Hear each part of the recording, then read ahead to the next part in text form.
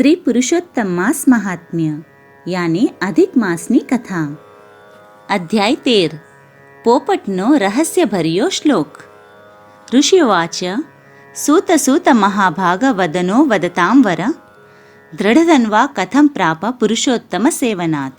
ऋषिओए કહ્યું, હે સૂતજી, અમારે રાજા દ્રઢધન્વાનું આખ્યાન સાંભળવું છે. એ દ્રઢધન્વા રાજાએ એવી તે કોની આરાધના કરી, એવું તે કયું વ્રત કર્યું કે જેના પ્રભાવથી મહામુનિઓ પણ અત્યંત કષ્ટ અને ઉગ્ર તપ વડે પ્રાપ્ત ન કરી શકે તેવા વિષ્ણુલોકને પામ્યા. એ કથાના રસમાં અમને મુગ્ધ કરો.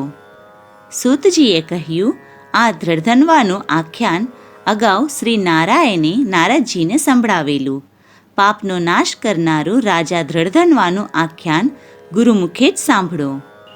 નારાયણ બોલ્યા, હે નારદ, ગંગા સ્નાનથી જેમ પવિત્ર થવાય છે તેવું જ તન મનને પવિત્ર કરનારું રાજા દ્રઢધન્વાનું આખ્યાન છે. તે તમે એક ચિત્તે શ્રવણ કરો. હૈહય દેશમાં ચિત્રવર્મા નામે એક પરાક્રમી, સત્યવાદી અને બુદ્ધિચતુર રાજા રાજ્ય કરતો હતો. સંતાનમાં તેને એક દ્રઢધન્વા નામે તેજસ્વી, સાચા બોલો, ધર્મિષ્ઠ, વિનયી અને સર્વગુણ સંપન્ન પુત્ર હતો. મોટો થતાં તે વેદો અને શાસ્ત્રોનો અભ્યાસ કરવા માટે વનમાં વસતા એક મહાપંડિત પાસે ઘણા વર્ષો સુધી રહ્યો. ત્યાં તેને સર્વ વિદ્યા સંપાદન કરી. તે ચપળ અને ચતુર હતો, એટલે 4 વેદો તેને મોઢે થઈ ગયા હતા. બીજા શાસ્ત્રોમાં પણ તે પારંગત થઈ ગયો હતો. તેથી ગુરુને દક્ષિણા દઈ તે સહર્ષ પોતાના રાજ્યમાં આવ્યો. રાજા ચિત્રવર્માએ પુત્ર દ્રઢધન્વાને સર્વ વિદ્યામાં નિપુણ થયેલો જોઈ અતિ હર્ષ અનુભવ્યો. તેને લાગ્યું કે હવે આ દ્રઢધન્વા રાજગાદી પર બેસીને કુશળતાથી રાજવહીવટ કરી શકશે. મારા માથાનો ભાર તે સહન કરી શકે તેવો શક્તિશાળી અને ચતુર છે, માટે હું વનમાં જઈને ઈશ્વર ભક્તિ કરું. આમ વિચારી તેને પુત્રને રાજા બનાવ્યો. રાજા ચિત્રવર્મા સુખ, વૈભવ અને પરિવાર આ બધી જંજાળમાંથી છૂટીને પહેર્યા લુગડે વનમાં ગયો. તે રાગીમાંથી વૈરાગી બન્યો હતો. વનમાં એકાંત સ્થળ શોધતા શોધતા તે પુલહ મુનિના પુલહાશ્રમે આવ્યો. આ આશ્રમમાં તેને તપ આદર્યું. શ્રી પુરુષોત્તમની ભક્તિ કરવા માંડી. તેના તપથી ભગવાન પ્રસન્ન થયા અને તેને વૈકુંઠવાસ મળ્યો. દ્રઢધન્વાની ખ્યાતિ સાંભળી વિદર્ભ દેશના રાજાએ તેની કુંવરી ગુણસુંદરીના લગ્ન તેની સાથે કર્યા. દ્રઢધન્વા જેવો સોહામણો, ચતુર, ધર્મિષ્ઠ, જ્ઞાની હતો તેવી જ રૂપાળી, અકલવંત, વિનયી અને સદ્ગુણી ગુણસુંદરી હતી. તેના નામ પ્રમાણે જ તે સર્વગુણ સંપન્ન હતી. દ્રઢધન્વા રાજા બન્યો હતો. તેને ગુણના સાગર જેવી રાણી ગુણસુંદરી મળી. બંને એકબીજાને અનુકૂળ હતા, એટલે સુખ આનંદમાં દિવસો પસાર કરવા લાગ્યા. સમય જતાં ગુણસુંદરીએ 4 પુત્રો તથા 1 પુત્રીનો જન્મ આપ્યો. ક્રમે ક્રમે જન્મેલા આ સંતાનોને રાજા રાણીએ સારી પેઠે પાડવા પોષવા માંડ્યા. દિવસે ના વધે તેટલા રાતે વધે અને રાતે ના વધે તેટલા દિવસે વધે. એ પ્રમાણે 5 સંતાનો મોટા થવા લાગ્યા. દ્રઢધન્વાએ 4 પુત્રોના નામ પણ સરસ રાખ્યા હતા: ચિત્રવાક, ચિત્રવાહ, ચિત્રવાન અને ચિત્રકુંડળ. આ પુત્રોના નામ હતા. અને એક લાડકવાઈ પુત્રી હતી, તેનું નામ ચારુમતી રાખ્યું હતું. જોત જોતામાં તેના 4 પુત્ર અને પુત્રી મોટા થઈ ગયા. બધા જ ભણી ગણીને દરેક વિદ્યામાં કુશળ બની ગયા હતા. આથી દ્રઢધન્વાના હર્ષનો પાર ન હતો. તેને રિદ્ધિ સિદ્ધિ બધું જ મળ્યું હતું. એક દિવસ રાજા દ્રઢધન્વા રાત્રિના સમયે શયનાગારમાં ભવ્ય પલંગમાં સૂતો હતો, પણ તેને નિદ્રા નહોતી આવતી. આજે તેનું મન વિચારોના ચક્રાવે ચડી ગયું હતું. તે વિચારતો હતો કે મને જોત જોતામાં આટલી બધી સમૃદ્ધિ અને સદ્ગુણી સંતતિ સાંપડી તેનું કારણ શું? મેં નથી પુણ્યદાન કર્યું કે નથી યજ્ઞો કર્યા, નથી સાધુ સંતોને સેવ્યા કે નથી તીર્થયાત્રા કરી, તેમ છતાં આટલો બધો સ્વર્ગસમ વૈભવ મને શા કારણથી સાંપડ્યો? જરૂર તેમાં કાંઈ ગુપ્ત રહસ્ય હોવું જોઈએ અને તેનો ખુલાસો કોઈ મહાજ્ઞાની પાસેથી મેળવવો જોઈએ.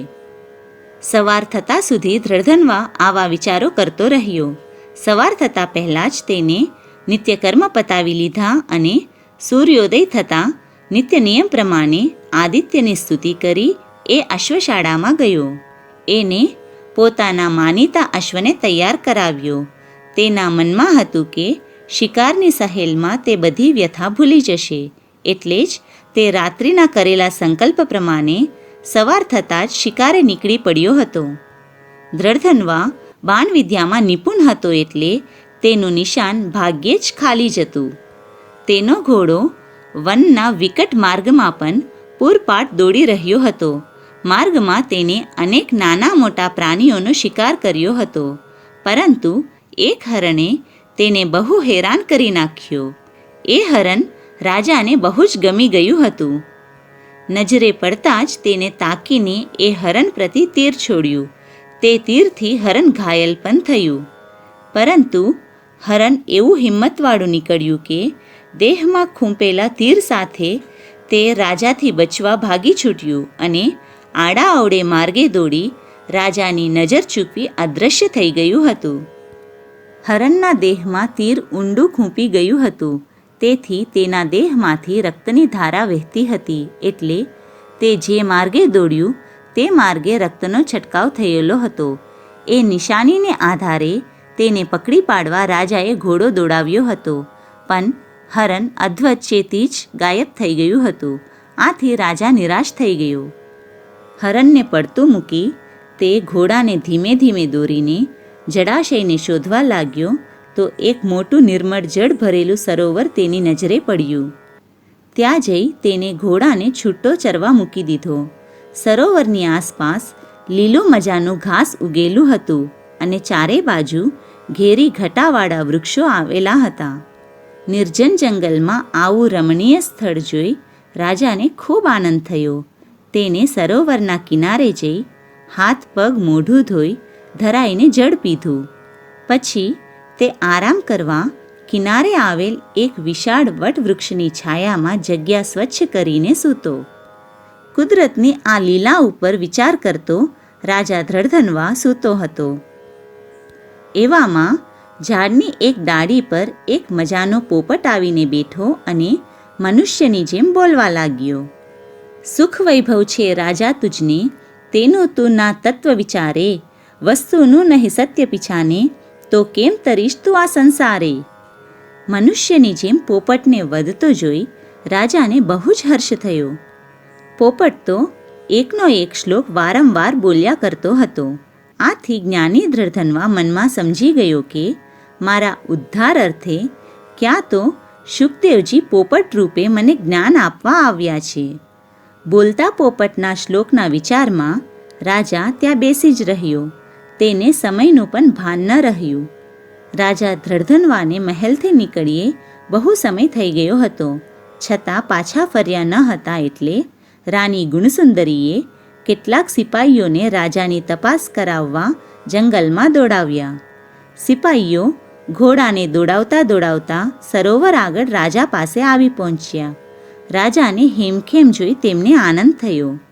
તેમને જોઈ રાજાને ભાન થયું કે પોતે સવારનો શિકારે નીકળ્યો છે ને અહીં અટવાઈ ગયો છે. હવે મહેલે જવું જ જોઈએ એમ વિચારી તે ઘોડા પર બેઠો.